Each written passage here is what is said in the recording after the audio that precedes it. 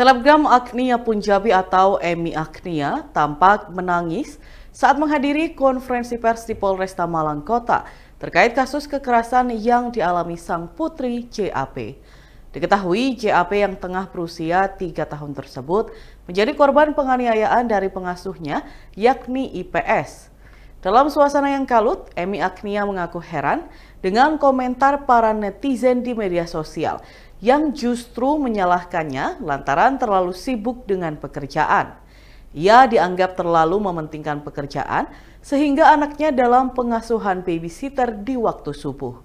Menanggapi hal tersebut, dalam konferensi pers, Emi Agnia menyatakan bahwa setiap orang memiliki kebutuhan masing-masing yang berbeda. Meski begitu, beberapa orang termasuk teman terdekat Emi Agnia memberikan komentar positif terkait kasus kekerasan yang terjadi pada JAP. Beberapa selebgram dan artis lainnya memberikan semangat kepada Emi Agnia.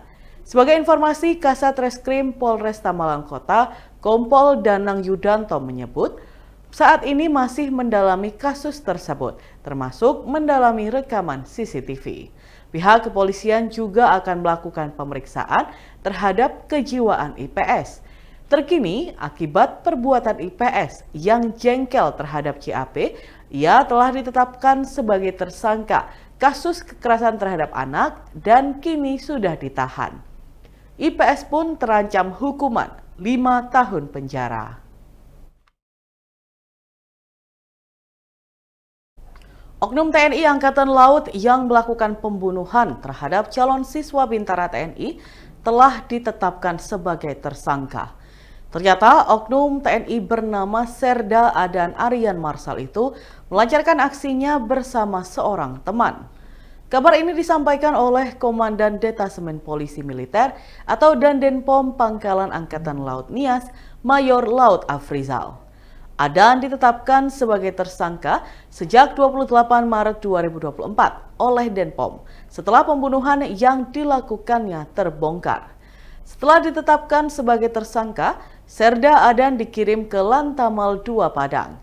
Menurut Dandenpom, proses hukum dan penyelidikan dilanjutkan oleh Lantamal 2 Padang karena lokasi kejadian juga berlangsung di sana.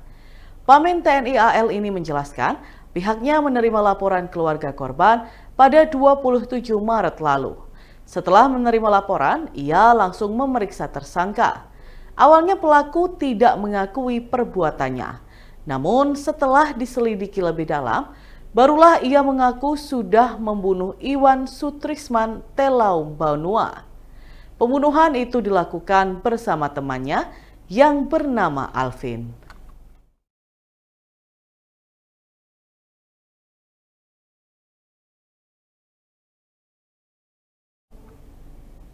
Seorang kapten IDF mengaku membunuh rekan-rekannya sendiri sesama tentara Israel di Gaza, Palestina.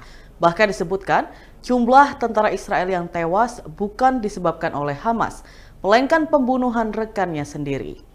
Dikutip dari Tribunnews.com, hal ini disampaikan oleh Kapten Tentara Pendudukan Israel, Kapten Bar Zonsin.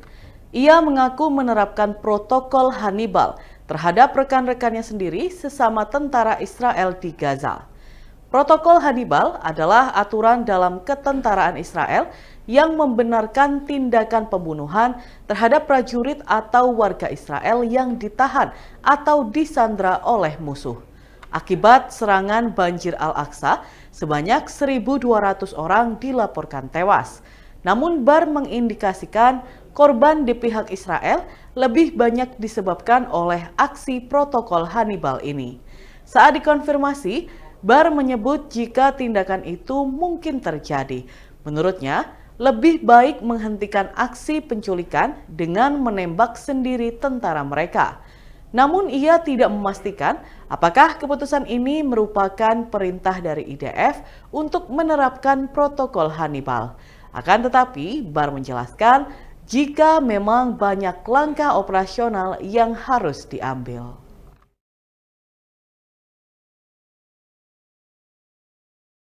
Gerakan pangan murah yang digelar Badan Pangan Nasional atau Bappenas di depan Taman Makam Pahlawan Kota Kediri diserbu pembeli pada Senin 1 April 2024. ratusan pembeli berbagai komoditas yang dijual di bawah harga pasar itu menjadi daya tarik konsumen untuk membeli. Kegiatan gerakan pangan murah ini digelar serentak di sejumlah kota di Indonesia dalam rangka menjaga stabilitas pasokan dan harga pangan menjelang Hari Raya Idul Fitri. Sementara komoditas yang dijual, seperti beras stabilisasi pasokan dan harga pangan atau SPHP, dijual dengan harga Rp52.000 dengan kemasan 5 kg. Adapun beras premium dijual dengan harga Rp68.000 per kilogram. Sementara komoditas yang dijual seperti beras stabilisasi pasokan dan harga pangan atau SPHP dijual seharga Rp52.000 dengan kemasan 5 kg. Adapun beras premium dijual dengan harga Rp68 per kilogram.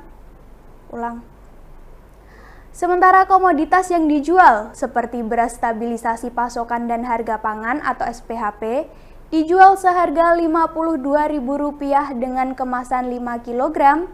Adapun beras premium dijual dengan harga Rp68.000 per 5 kg. Beras zakat seharga Rp40.000 per pak dan minyak goreng seharga Rp16.000 per liter. Selain itu ada cabai yang dijual seharga Rp22.000 per kilogram, bawang Rp28.000 per kilogram, gula Rp15.500 per kilogram, telur Rp25.000 per kilogram, dan Selain itu ada cabai yang dijual seharga Rp22.000 per kilogram, bawang Rp28.000 per kilogram, gula Rp15.500 per kilogram, telur Rp25.000 per kilogram, dan sejumlah kebutuhan pokok lainnya. Sementara itu, Kepala Dinas Ketahanan Pangan dan Pertanian atau DKPP Kota Kediri, Muhammad Ridwan menjelaskan, gerakan pangan murah ini digelar serentak di seluruh Indonesia. Komoditas yang dijual pun merupakan kebutuhan pokok yang banyak dibutuhkan masyarakat seperti beras, gula, minyak goreng, cabai, dan sayur mayur yang dibutuhkan untuk menyambut Hari Raya Idul Fitri. Untuk pemerataan, terdapat pembatasan pembelian, yaitu satu pembeli beras SPHP maksimal 10 kg dan gula 2 kg. Salah satu pembeli bernama Dea mengaku sangat terbantu dengan diadakannya gelar pasar murah ini karena harganya lebih murah dibanding harga di pasaran. Sementara pembeli lain yaitu Anik, ia mengaku bisa berbelanja beras premium 3 bungkus isi 3 kg meskipun pembeliannya dibatasi. Dan Tribuners, berikut kita simak bersama video wawancara dari Dea dan Anik, pembeli di gerai gerakan pangan murah, serta Kepala DKPP Muhammad Ridwan.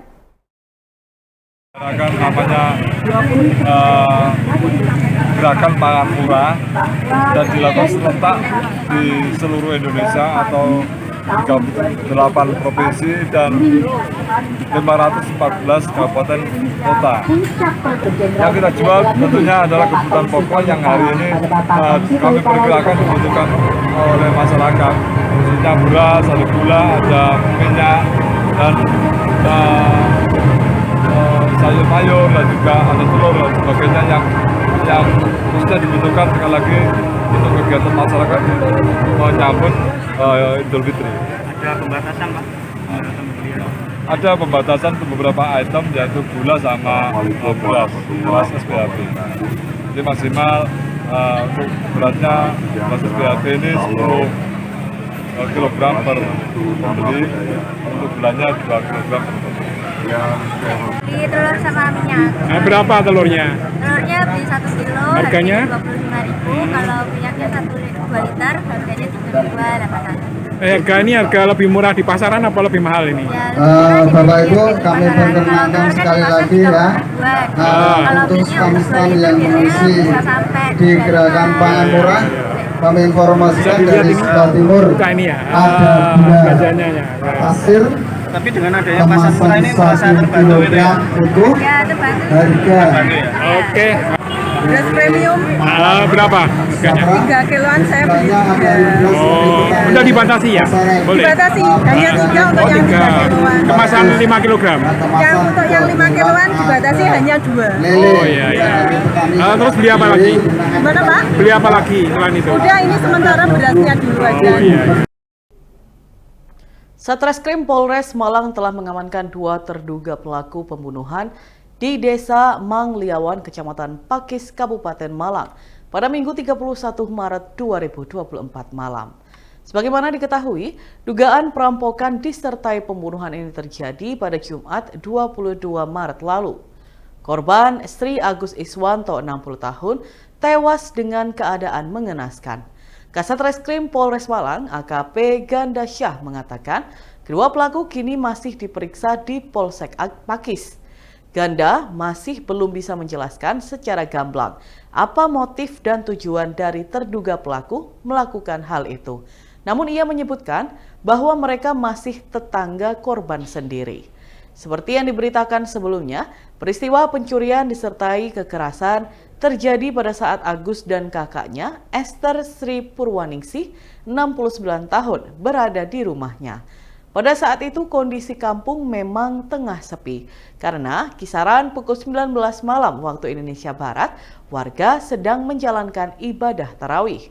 Sehingga pelaku secara leluasa masuk ke dalam rumah Purwaningsih dan Agus tanpa sepengetahuan orang. Pada saat membobol rumahnya, pelaku diduga memukul Purwaningsih hingga mengalami luka di bagian wajah. Sedangkan Agus yang mengalami gangguan penglihatan ditusuk lehernya oleh pelaku hingga meninggal dunia. Pria asal desa Sidolaju, Kecamatan Widodaren, Kabupaten Ngawi, Sunarso, 55 tahun, terpaksa berurusan dengan unit PPA Satreskrim Polres Ngawi. Penyebabnya, ia tega mencabuli keponakannya sendiri yang saat itu masih berusia 13 tahun. Bahkan perbuatan itu dilakukan pelaku selama 10 tahun. Kasat Reskrim Polres Ngawi, AKP Joshua Peter Krisnawan mengatakan korban diperdaya pelaku pada usia 13 tahun atau duduk di bangku SMP hingga kini menjadi seorang mahasiswi. AKP Joshua menjelaskan pada Senin 1 April 2024. Pelaku diamankan di rumahnya pada Maret 2024 setelah korban didampingi kerabatnya melaporkan pelaku ke pihak kepolisian pada akhir Februari 2024. Dirinya menerangkan barang bukti yang diamankan yakni sarung milik tersangka dan pakaian dalam korban. Diketahui korban tinggal di rumah pelaku yang merupakan pamannya sejak ibunya meninggal pada 2009 lalu. Ayah korban tinggal di tempat yang jauh setelah menikah lagi. Semenjak itulah dimulai tahun 2014, korban mengalami kekerasan seksual dari sang paman hingga terakhir Januari 2024. Korban tidak berani menolak karena pelaku mengancam jika korban melawan, maka biaya kuliah korban tidak akan diberikan. Pelaku melakukan aksinya saat kondisi rumah tengah sepi. AKP Joshua menuturkan, pelaku diketahui sudah beristri dan memiliki 2 anak serta cucu. Kedua anak pelaku juga sudah berkeluarga, namun tinggal beda rumah. Pelaku hanya bisa pasrah saat digelandang polisi ke ruang pemeriksaan. Hingga kini polisi pun masih melakukan pemeriksaan lebih lanjut.